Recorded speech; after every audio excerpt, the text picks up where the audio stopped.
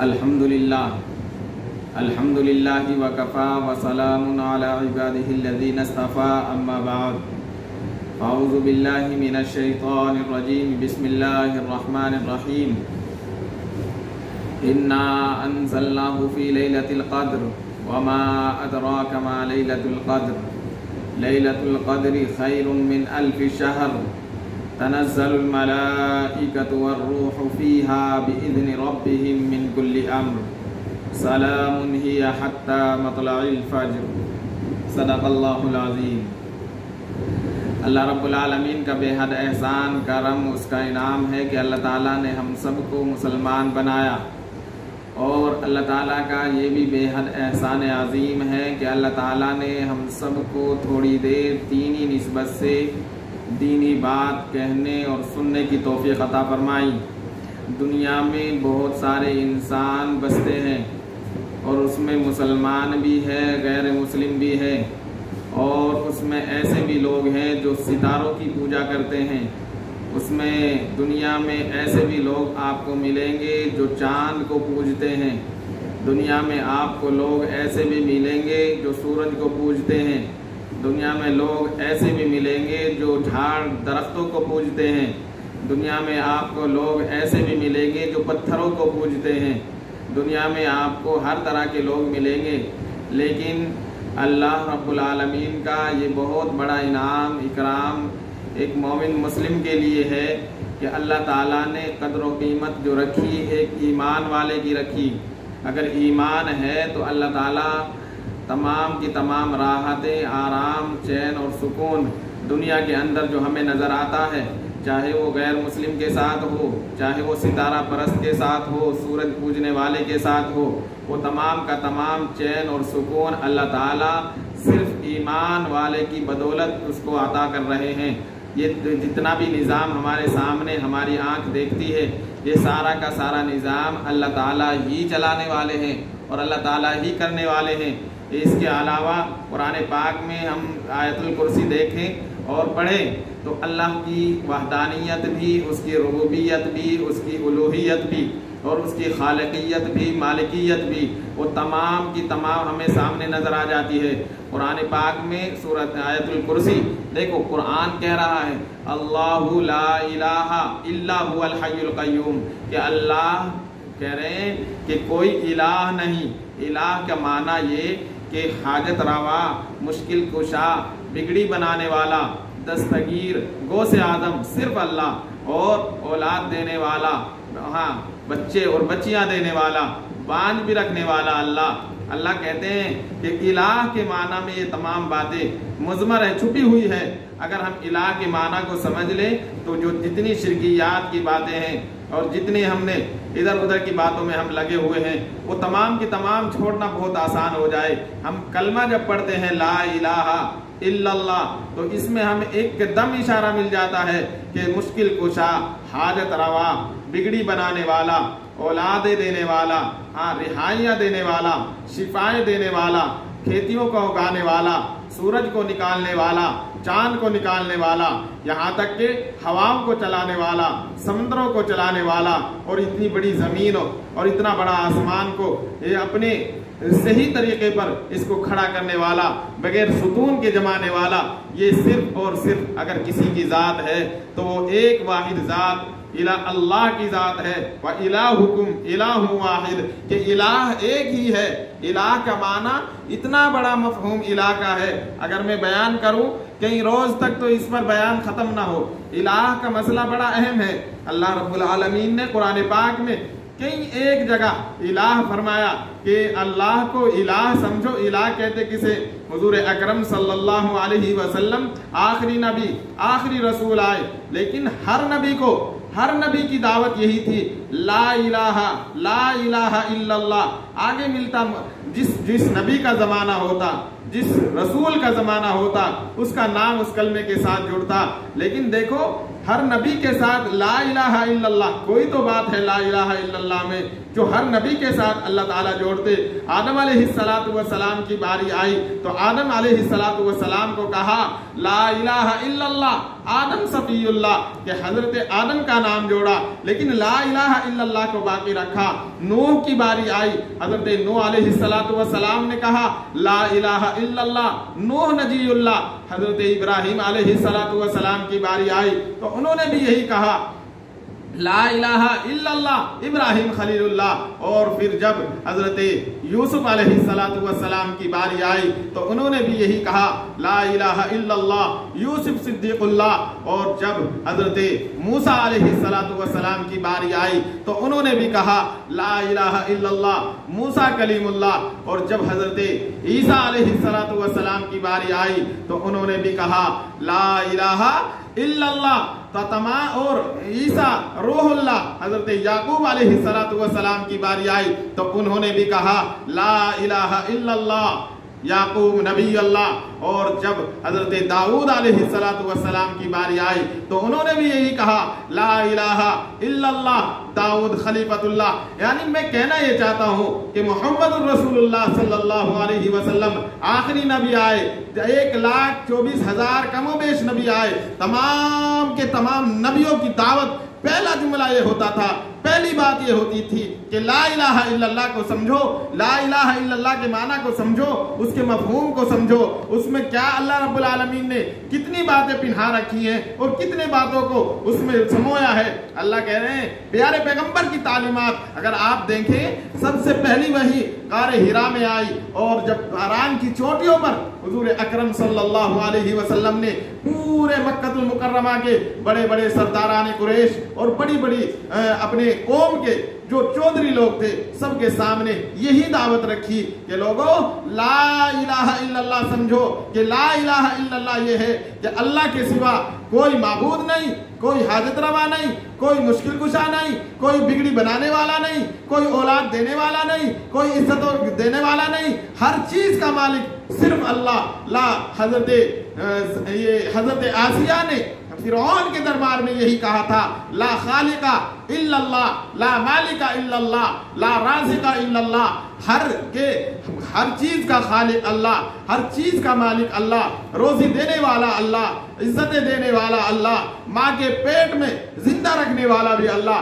حضرت آسیہ نے بڑے اپنے دین اور ایمان کو بچاتے ہوئے کہہ اٹھی کہ میں تجھے نہیں مان سکتی، میں تجھے رب نہیں مان سکتی، میرا رب تو اللہ ہے، میں اس کو الہ مان چکی ہوں کیونکہ اس نے مجھے ماں کے پیٹ کے اندر زندہ رکھا اور اس نے مجھے زندگی دی، اس نے مجھے روزی دی ماں کے پیٹ کے اندر، جہاں کوئی کھلانے والا نہیں، کوئی پلانے والا نہیں، لیکن وہاں اس نے زندہ رکھا، مجھے دنیا کے اندر بھی وہی روزی دینے والا ہے، وہی عزتیں دینے والا ہے۔ حضرت آسیہ نے انکار کر دیا۔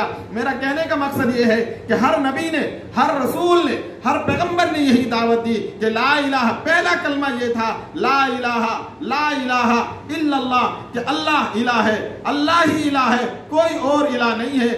آج ہمارے سامنے، آج ہماری زندگی میں ہم دیکھتے ہیں اپنے سامنے کتنے لوگ ہیں کہ میں نے کہا کہ ایسے بھی لوگ آپ کو ملیں گے کہ جو دنیا کے اندر ایسے لوگ ہیں جو سورج کو کہتے ہیں یہ خدا ہے کیونکہ یہ ساری کائنات کو روشن کرتا ہے۔ خدا کی قسم سورج خدا نہیں ہے، چاند خدا نہیں ہے، ستارے خدا نہیں ہے، سمندر خدا نہیں ہے۔ کچھ لوگ تو دریاؤں کو پوجتے ہیں، کچھ لوگ پتھروں کو پوج رہے ہیں، کچھ لوگ لکڑیوں کو پوجتے ہیں، جھاڑ اور پیڑوں کو پوجتے ہیں۔ خدا کی قسم یہ الہ نہیں ہے، یہ معبود نہیں ہے، یہ شفا نہیں دے سکتے۔ یہ ہر چیز، ہر مخلوق اللہ رب العالمین کے حکم کی محتاج ہے۔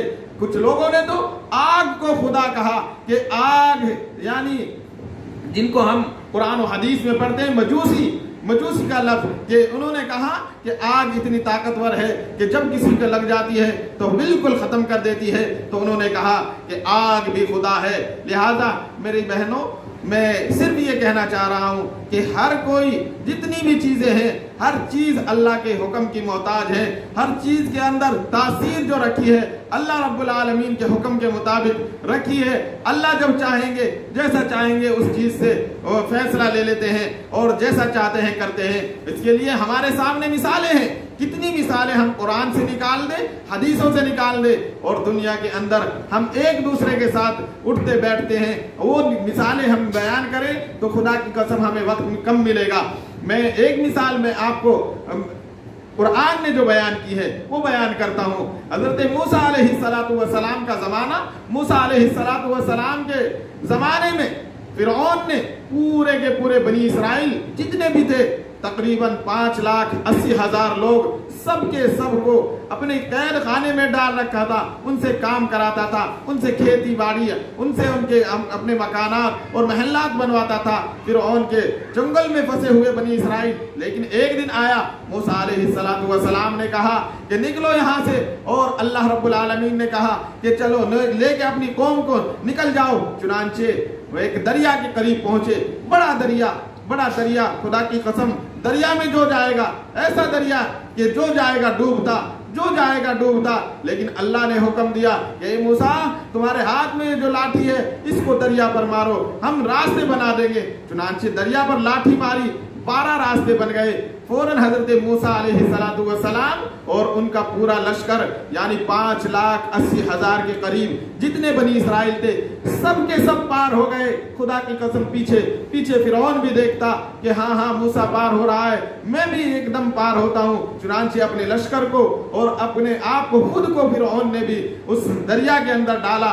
اللہ رب العالمین کی قدرت دیکھیے اور اس کا نظارہ دیکھیے کہ موسیٰ پار ہو گئے، بچا لیا اللہ نے۔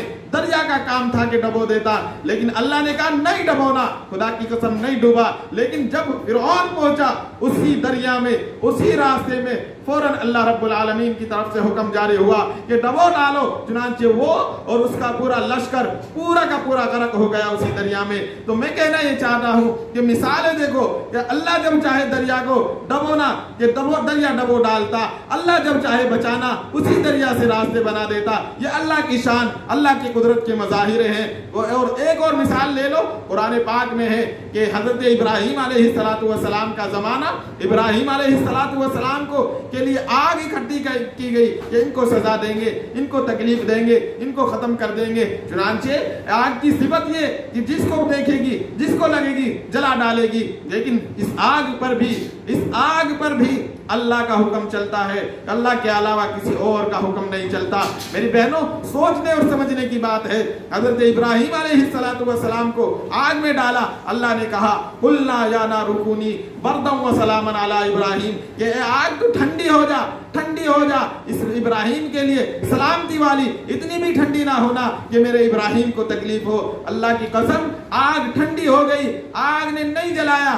پتہ یہ چلا اللہ رب العالمین اس آگ کو، جس آگ کے اندر اللہ نے جلانے کی صفت رکھی ہے، اسی آگ کے ذریعے اللہ تعالیٰ حفاظت بھی کرنا جانتے ہیں اور حفاظت بھی کرواتے ہیں۔ اس کی ہزاروں مثالیں آپ کے سامنے قرآن میں بھی، حدیثوں میں بھی، اور میں اور آپ کبھی کبھی ہم دیکھتے رہتے ہیں۔ اللہ رب العالمین کی عادت مبارکہ، اللہ رب العالمین نے ایک نظام بنایا، ایک قانون بنایا، لیکن قانون سے ورے اللہ رب العالمین مجبور نہیں ہے۔ اللہ جب چاہے جیسا نظام چاہے ویسا لا سکتے ہیں۔ اس لیے میری بہنوں یہ رمضان المبارک کا بابرکت مہینہ ہے اور عظمت والا مہینہ ہے۔ ہم نے اللہ کی ذات کو، اس کی صفات کو، اس کی الوہیت اور اس کی ربوبیت کو بڑے دل جمی کے ساتھ مان کے اللہ رب العالمین سے دعا کر کے کہ اللہ ہمیں ایمان پر ثابت قدم رکھ، ہمیں اپنے سے مانگنے والا بنا، ہمیں اپنے سے اپنی دعا کرنے والا بنا، ہمیں مولا اپنے در کا محتاج بنا، کسی اور کے در کا محتاج نہ بنا۔ یہ دعا اگر ہم کر لیں گے خدا کی قسم اللہ کو یہ باتیں بڑی پسند ہے۔ میں حضور اکرم صلی اللہ علیہ وسلم کے زمانے کی ایک بات میں بتا دوں۔ حضور اکرم علیہ السلام کی 11 بیویاں ہیں، 11 بیویاں۔ پہلی بیوی حضرت خدیجہ الکبریٰ رضی اللہ تعالی عنہا، بڑی چہیتی بیوی، جب تک آپ کے نکاح میں رہی کسی اور بیوی سے، کسی اور عورت سے حضور اکرم صلی اللہ علیہ وسلم نے نکاح نہیں کیا۔ اتنی لاڈلی بیوی، یوں کہتی ہے اپنے شوہر کی، پیارے پیغمبر کی اتنی خدمت کرتی۔ غار حرا کا واقعہ ہے کہ آقا علیہ السلام کے لیے ہر دن کھانا لے کر اس پہاڑی پر چڑھا کرتی تھی۔ اور حاجی لوگ بتاتے ہیں اور جو عمرہ کر کے آئے ہیں کہتے ہیں नौजवान आदमी आज के वक्त का, अगर नौजवान आदमी एक मर्तबा गारे हिरा में ऊपर चढ़े तो थक जाता है। खुदा की कसम खदीजतुल कुबरा हर दिन प्यारे पैगंबर अलैहिस्सलातु वस्सलाम के लिए उस गार में खाना लेके पहुंचती थी, और खाना आप पहुंचाना आपकी क्या क्यों, ताकि मेरे शोहर प्यारे आका अलैहिस्सलातु वस्सलाम है उन्हें कोई तकलीफ ना हो, खाना ताज़ा ताज़ा बना के हर दिन पहुंचा करती थी। इसलिए हमें हिदायत ये है कि उम्मुल मोमिनीन पूरी कायनात की, इंसानों की, मर्दों और औरतों की, सबकी माँ हमें ये सबक दे के गई है कि अपने शोहरों की खिदमत करके अपने आप को जन्नत का मुस्तहिक बना ले। हुजूर अकरम सल्लल्लाहु अलैहि वसल्लम ने फरमाया कि मुझे मेराज में दिखाया गया कि मैंने सबसे ज्यादा औरतों को जहन्नम में देखा। हुजूर पाक सल्लल्लाहु अलैहि वसल्लम से औरतों ने पूछा, या रसूल अल्लाह, औरतों को जहन्नम में देखा, क्या कौन सा ऐसा अमल जिसकी वजह से ये जहन्नम में गई, सबसे ज्यादा जहन्नम में?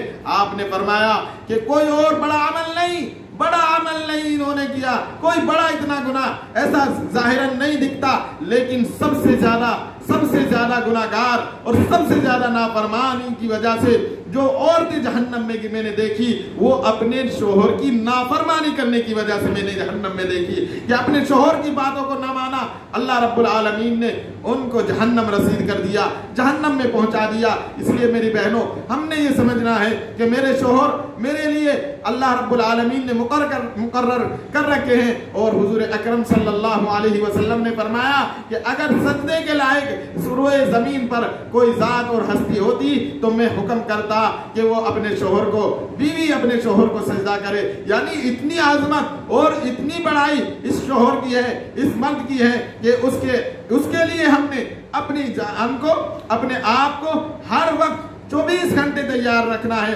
ताकि किसी भी तरह से मेरे शोहर को मुझसे जरा सी भी तकलीफ ना हो।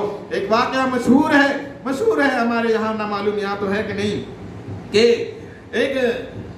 एक औरत थी, एक खातून थी, उसका शोहर जो था वो लकड़ियां लाता था जंगल से, उसको बाजार में फरोख्त करता, और उसके बाद जो पैसे बनते उसके बाद वो घर लेके पहुंचता और उसी से वो अपना गुजर बसर करता। कामकाज ऐसा कोई खास नहीं था, सिर्फ लकड़ियां जंगल से लाता, बाजार में बेचता, फिर अपने घर में वो पैसे लेके आता। चुनांचे शोहर को तो गुस्सा आता है, शोहर को तो तकलीफें होती हैं, शोहर को के लिए तो नागवार की बातें होती हैं, लेकिन कुर्बान जाइए उस औरत पर, लकड़हारे की बीवी, वो बड़ी दीनदार और बड़ी नेक। यूं कहते हैं कि एक दिन गुस्सा आया शोहर को, तो शोहर लकड़ी ढूंढते हैं कि ला मैं लकड़ी से तुम्हें मारूं। चुनांचे बीवी खुद उठा के लकड़ी देती है कि लो, मैं तुम्हें इतनी भी तकलीफ ना हो कि लकड़ी ढूंढनी पड़े, मैं लकड़ी तुम्हें देती हूँ, जो मुझे आप सजा देना चाहे दे डाले, लेकिन मेरा अजर अल्लाह रब्बुल आलमीन के पास है। मेरी बहनों, हमें इन वाकयात से ये सबक मिलता है कि हम अपने शोहर की हरगिज़ नाफरमानी ना करें। जैसे वो कहें, हाँ, अगर कुरान के, सुन्नत के, हदीस के खिलाफ अगर हमें हुक्म दे, फिर एक तरफ डाल दे शोहर की बात, फिर एक तरफ डाल दे बाप की बात, अगर बाप भी मजबूर कर रहा है कुरान और सुन्नत से हटाने की, तो याद रखो फिर हमने बाप की नहीं माननी, फिर हमने शोहर की भी नहीं माननी, फिर हमने अल्लाह और उसके रसूल की माननी है।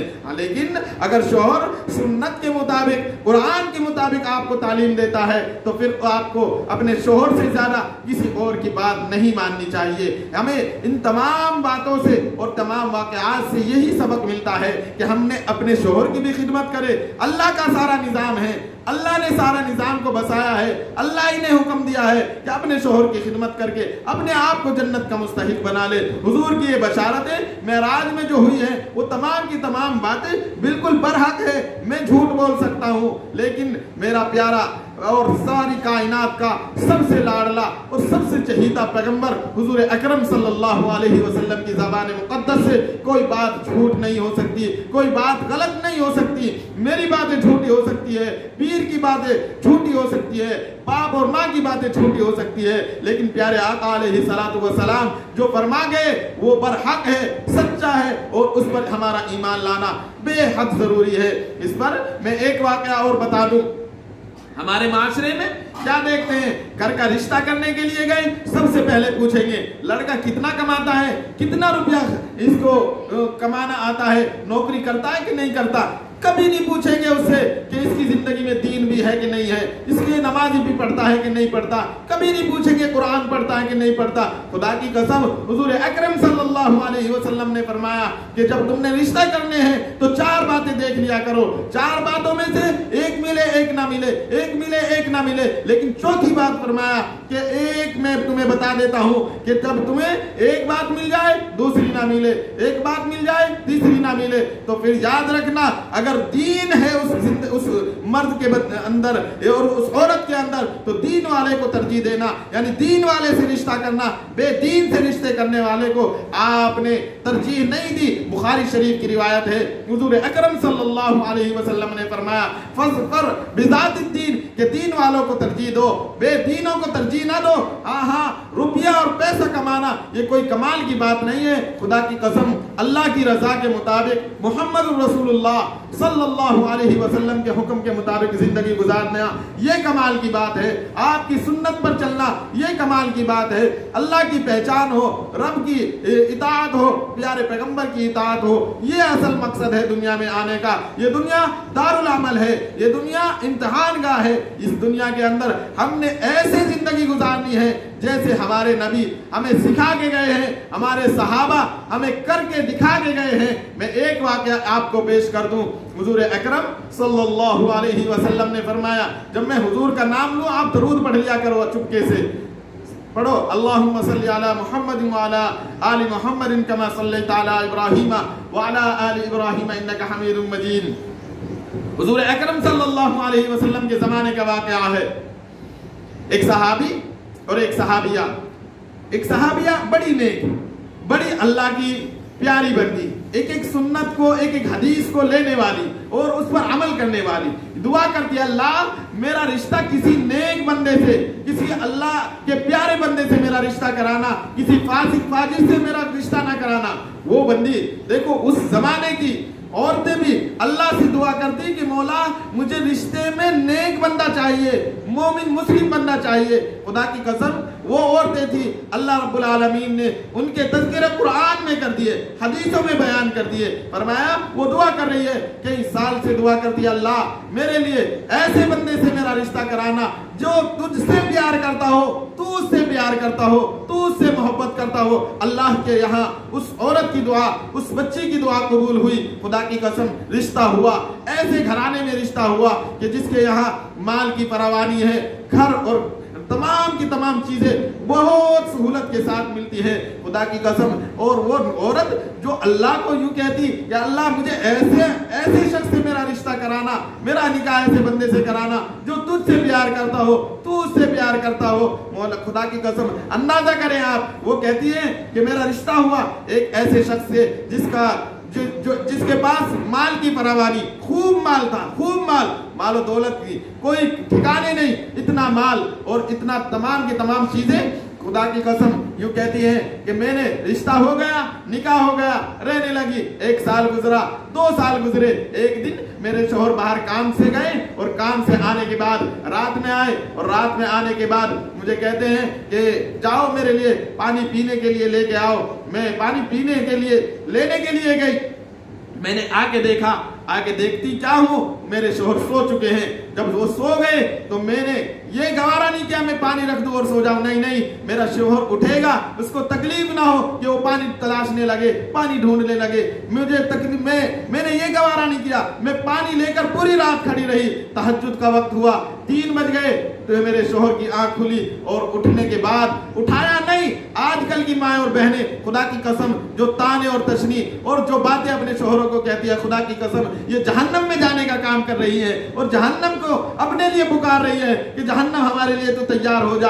आज जो शोहरों की नाकदरी हमने शुरू कर दी है, बात बात में लड़ना, बात बात में झगड़ना, बात बात में जरा सा अगर सालन में, अगर खाने में, अगर पहनने में, कपड़े में जरा सी कमी निकल आई, खुदा की कसम उसी पर घरों में लड़ाइयां और झगड़े और तमाम के तमाम वो घर बजाय अल्लाह की रहमत के वो अल्लाह रब्बुल आलमीन के वो सहमत बन जाता है। शोहर का घर में आने को मन नहीं करता। हुजूर अकरम सल्लल्लाहु अलैहि वसल्लम ने फरमाया जब शोहर घर में पहुंचे तो بیوی کو چاہیے کہ اس کو مسکراتی ہوئی ملے، تاکہ اگر اس کے سامنے کوئی غم اور غصہ یا کوئی فکر اس کے چہرے پر ہے تو فوراً اس کے مسکرانے کی وجہ سے ختم ہو جائے۔ خدا کی قسم وہ عورت یوں کہتی ہے مجھے 1 سال ہو گیا رہتے ہوئے، 2 سال ہو گئے مجھے رہتے ہوئے، میں رات میں پانی لے کے کھڑی رہی، 3 بجے آنکھ کھلی اور آنکھ کھلنے کے بعد میرے شوہر نے کہا تو پوری رات پانی لے کے کھڑی رہی، تو سو جاتی، میں پانی خود پی لیتا، تو ایسا کیوں کی؟ کہنے لگی نہیں میرے دل نے گوارا نہ کیا کہ میں پانی رکھ کر سو جاؤں، کہیں میرے شوہر کو تکلیف نہ ہو جائے۔ چنانچہ پانی پی لیا، تسلی سے پانی پی لیا، اور شوہر کا دل خوش ہو گیا، اور خوشی، بڑا مال والا، بڑا ثروت والا، بڑا مال و دولت والا، بڑی زمین اور جائیداد والا، یوں کہتا ہے آج تو نے میرے دل کو خوش کر دیا، ہے تو بڑی نیک بیوی، ہے تو بڑی چہیتی بیوی، میرے دل کو خوش کر دیا۔ یوں کہتی ہے، وہ شوہر کہتا ہے آج میرے دل کو خوش کر دیا تو نے، مجھ سے آج تو کوئی چیز مانگ لے، میں تجھے وہ عطا کروں گا، میں تجھے دے دوں گا۔ خدا کی قسم سننے کی بات ہے، بیوی کہتی ہے کہ مجھے کسی چیز کی ضرورت نہیں ہے، مجھے کسی بھی چیز کی ضرورت نہیں ہے۔ وہ شوہر اصرار کرتا ہے نہیں مانگو، کچھ تو مانگو، بار بار اصرار کرتا ہے، بیوی منع کرتی ہے نہیں مجھے کوئی چیز نہیں چاہیے۔ پھر بعد میں جب بار بار اصرار کرتا رہا، بار بار کہتا رہا، تو بیوی نے کہا اگر مانگو گی کوئی چیز تو دے دو گے؟ کہنے لگا ہاں دے دوں گا، قسم کھاتا ہوں میں تمہیں ضرور دے دوں گا، جو مانگو گی وہ دوں گا۔ خدا کی قسم وہ عورت کہتی ہے کہ مجھے تم طلاق دے دو۔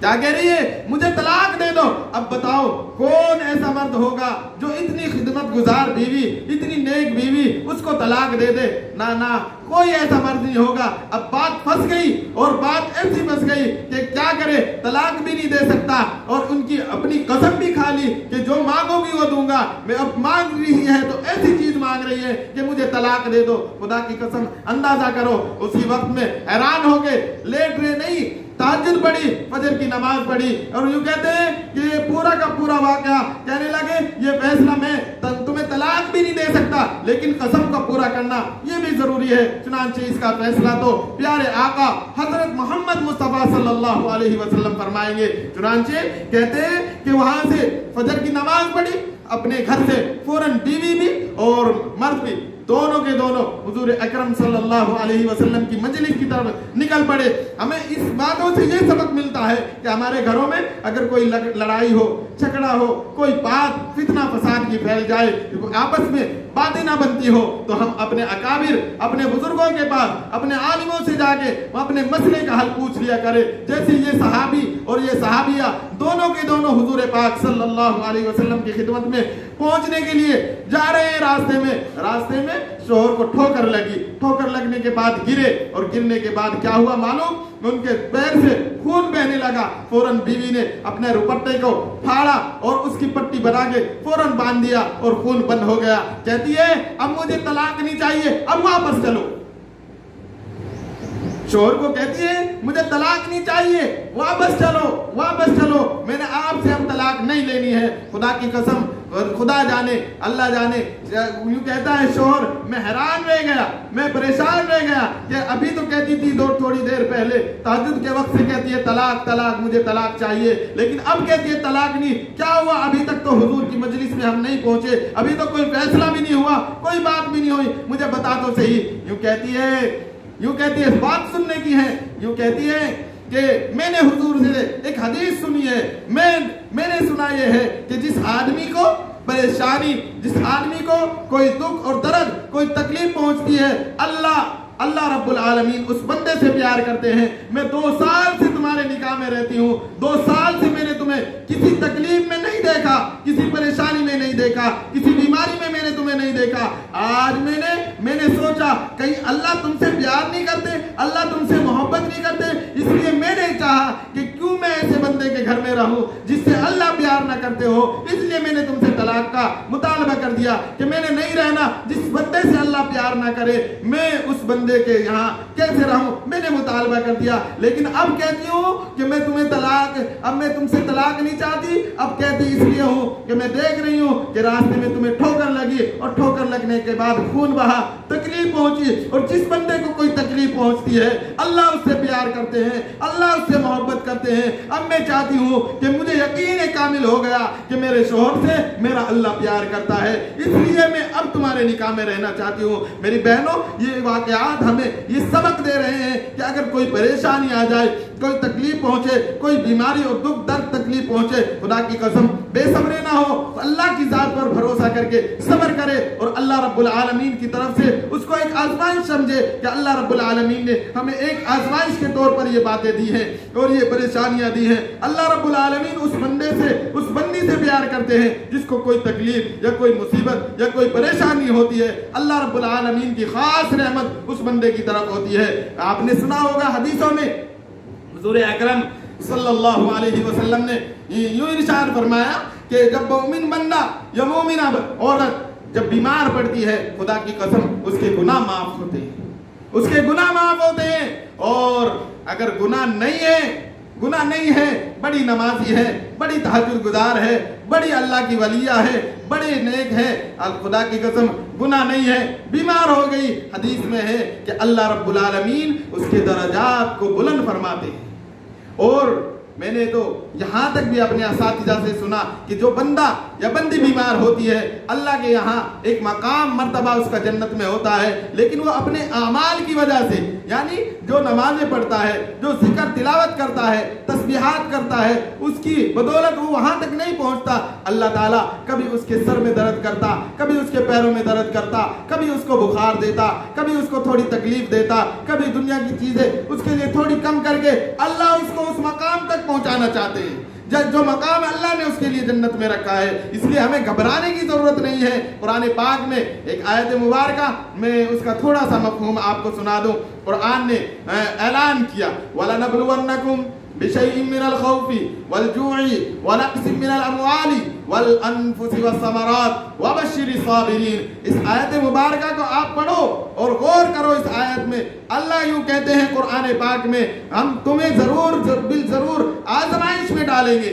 میری بہنوں، آزمائش آئے گی، امتحان ہوگا ہمارا، کیونکہ ایمان لا چکے ہیں نا اس ذات پر۔ اللہ ضرور دیکھیں گے کہ ایمان کس درجے کا ہے ہمارا۔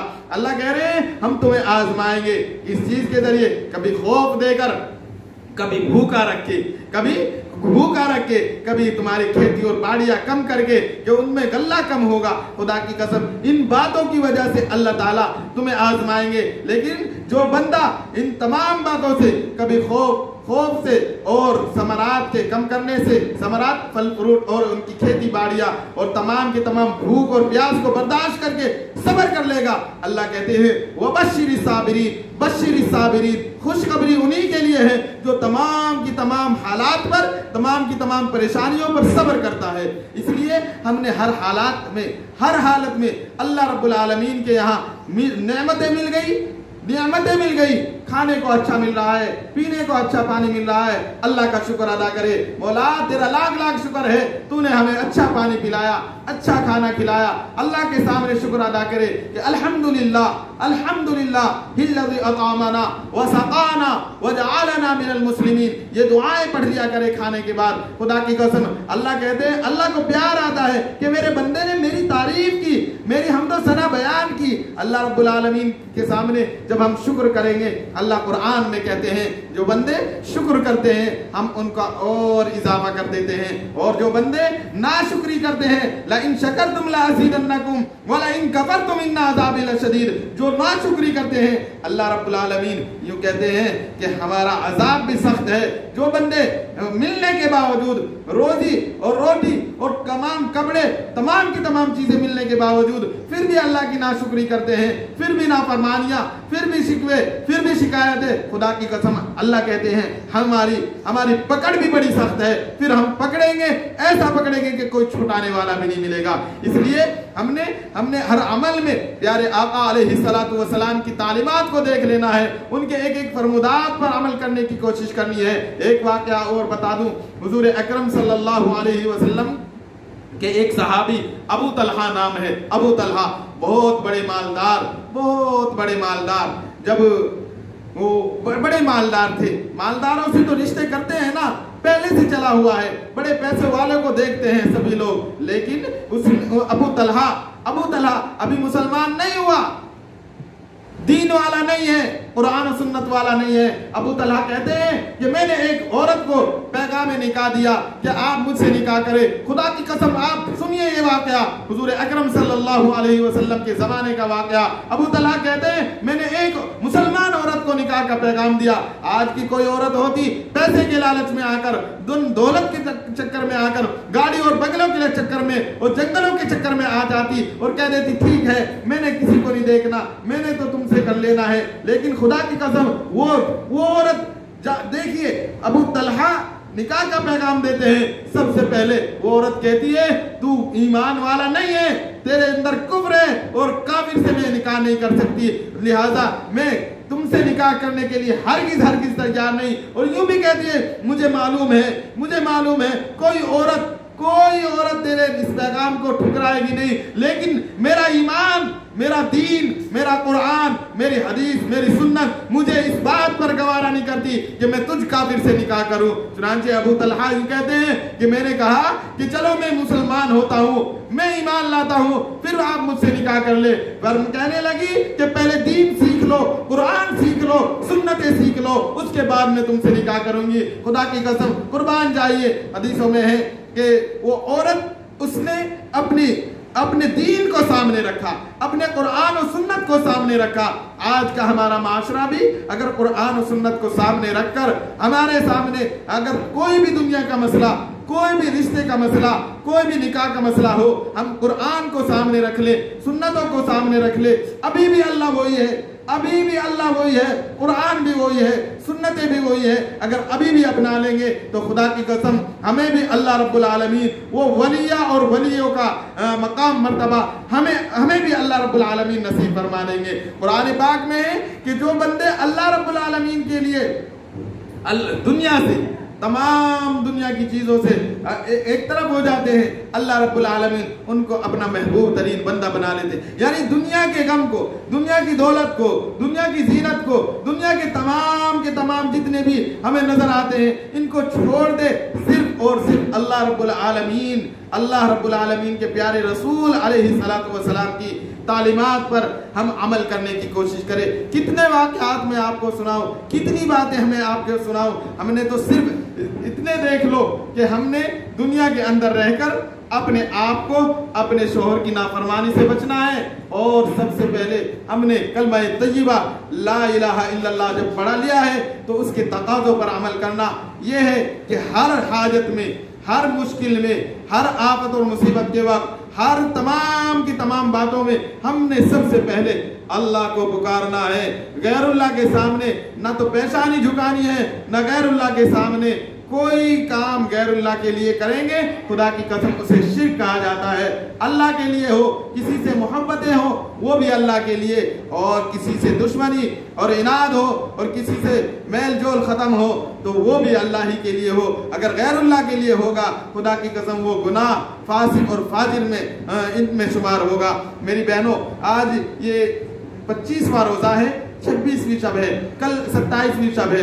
حضور اکرم صلی اللہ علیہ وسلم نے فرمایا 5 راتوں میں شب قدر تلاش لو۔ ان 5 راتوں میں یعنی طاق عدد، یہ طاق راتیں جو رہتی ہیں اخیر عشرے کی، ان میں 5 راتوں میں شب قدر گھومتی ہے، پتہ نہیں کون سی رات میں شب قدر ہو جائے۔ اس لیے شب قدر ہم نے 27ویں میں جاگنے کا اہتمام زیادہ سے زیادہ کر لے، اور اس میں یہ ہے کہ ہم اللہ کی عبادات میں جتنا بھی ہو سکتا ہے، یہ نہیں کہ ساری رات آپ نفلیں پڑھے، ساری رات ذکر کرے، ساری رات تلاوت کرے، نہیں، جتنا آپ سے آرام اور چین و سکون سے ہو سکتا ہے کرے۔ لیکن ایک دعا میں وہ بتا دوں، آپ کاپی لے کے آئے ہو تو لکھ لو کاپی، اگر ہے آپ کے پاس دے دے کاپی، ادھر سے لے جا کے ایک کاپی میں لکھ لو۔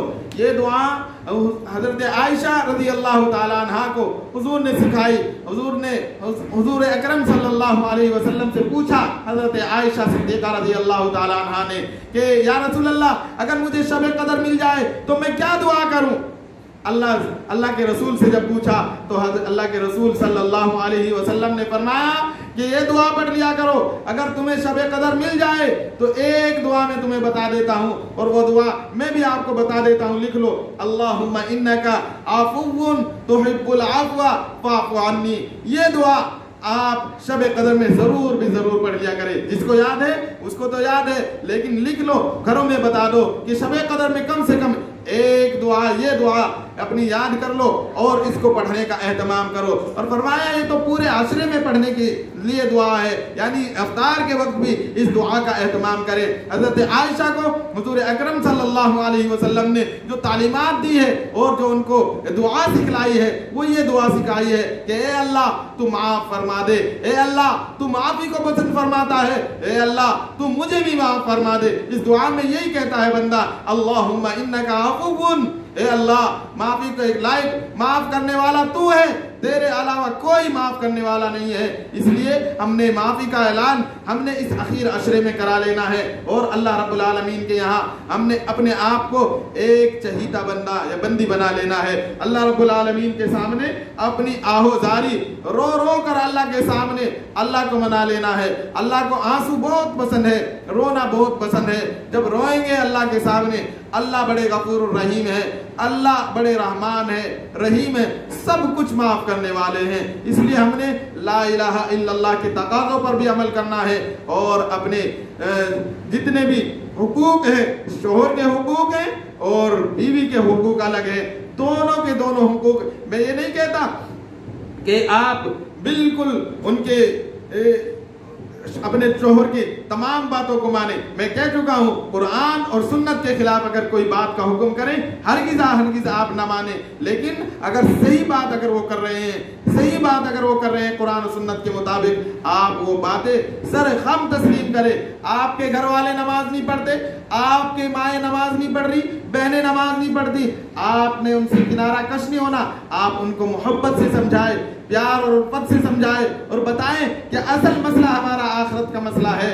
دنیا کی زندگی ہم اپنے سامنے دیکھتے ہیں, نوجوان بھی جاتے, بوڑھے بھی جا رہے, بچے بھی جا رہے, عورتیں بھی جاتی, اور خدا کی قسم بڑے بڑے مال والے بھی جاتے, غریب بھی جاتے, امیر بھی جاتے, سب نے اس دنیا کو چھوڑنا ہے. ایک دن ایسے ہی ہم نے بھی اس دنیا چھوڑنی ہے. یہ مسائل ہم ان کو سکھائیں, بتائیں. قرآن پاک میں یہ آیات مبارکہ, بہت ساری آیات ہیں اس سلسلے میں. اللہ رب العالمین کے سامنے ہم نے پیش ہونا ہے, فرشتوں کا سامنا ہم نے کرنا ہے. بتائیں ان کو کہ ہمارے دونوں کندھوں پر دو فرشتے موجود ہیں, اور وہ دونوں ہماری نیکیاں بھی لکھتے ہیں, گناہ بھی لکھتے ہیں. بتا دیں ان کو کہ کل قیامت کے میدان میں اللہ رب العالمین یوں کہیں گے کہ آج اس زبان کو تالا لگ جائے, مہر لگا دی جائے گی زبان کو, اور اللہ کہیں گے الیوم نختم علی افواہہم ان کے منہوں پر مہر لگا دی جائے. چنانچہ مہر لگا دی جائے گی. اللہ کہیں گے وَتُكَلِّمُنَا أَيْدِيهِمْ کہ ان کے ہاتھ بولے, ہاتھ بتائیں ان ہاتھوں سے انہوں نے حلال کمایا, حرام کمایا, ان ہاتھوں سے انہوں نے کیا گناہ کیے, کیا نیکیاں کی. خدا کی قسم کل قیامت کے میدان میں ہاتھ بولیں گے وَتُكَلِّمُنَا أَيْدِيهِمْ وَتَشْهَدُ أَرْجُلُهُمْ وَتَشْهَدُ شہادت دیں گے ان کے پیر بھی کہ ہم ان پیروں سے انہوں نے کیا کیا, اچھے کام کیے یا برے کام کیے. تمام کی تمام باتیں خدا کی قسم اللہ سامنے کر دے گا. اور ایک اور میں آپ کو بتا دو, قرآن پاک میں ہے, سورہ کہف میں ہے. قرآن پاک میں سورہ کہف 15واں پارہ اللہ کہتے ہیں لا یغادر صغیرۃ ولا کبیرۃ الا احصاها ووجدوا ما عملوا حاضرا. اللہ کے سامنے جب بندے کے تمام اعمال, تمام کی تمام اچھائیاں اور تمام برائیاں جب سامنے دیکھے گا, اللہ کے کہے گا بندہ مولا یہ چھوٹی سی کمی جو میں نے اکیلے میں کی تھی, وہاں تو کوئی امی موجود نہیں تھی, ابا موجود نہیں تھا, وہاں کوئی موجود نہیں تھا, اللہ یہ سارا کا سارا سامنے آ گیا. لا یغادر صغیرۃ ولا کبیرۃ الا احصاها. اللہ سارا کا سارا لے کے آئیں گے, اور اللہ کہیں گے کہ بندے دیکھ کہیں میں نے کہیں گھٹا تو نہیں دیا, بڑھا تو نہیں دیا. اقرا کتابک, اقرا کتابک. اللہ کہیں گے پڑھ اپنا نامہ اعمال, پڑھ اپنا نامہ اعمال. جب بندہ پڑھے گا تو کہے گا یا لیتنی, اے میرے مولا, اے کاش میرا نامہ اعمال مجھے دیا ہی نہ جاتا, اے اللہ کاش میرا نامہ اعمال میرے سامنے کیا ہی نہ جاتا. خدا کی قسم وہاں پچھتانے سے, وہاں رونے سے, وہاں گڑ گڑانے سے کوئی چیز کام نہیں آنے والی. اس لیے ہم نے جو بہنیں नमाजें नहीं पढ़ती, जो बहनें कुरान को नहीं सीखी, उनको छोटी छोटी सूरा कुल हुवा अल्लाह, इन्ना आतैना, इज़ा जाआ और वल असरी, ये छोटी छोटी सूरा हम उनको सिखाएं। हमारी जिम्मेदारी बनती है, घर में अगर एक फर्द कुरान का पढ़ा हुआ है या चंद सूरा सीखा हुआ है, वो दूसरों को सिखाए, आपस में मुज़ाकरा करे, आपस में एक दूसरे को कुरान के और नमाज के मसाइल सीखे, खुद भी सीखे और उनको भी सिखाने की कोशिश करे। अगर ये हम कर लेंगे तो इंशाअल्लाह हमारी दुनिया भी संवरेगी और आखिरत भी संवरेगी। अल्लाह ताला हम सबको अमल की तौफीक अता फरमाए। ये मेरी बात समझ में आई? तो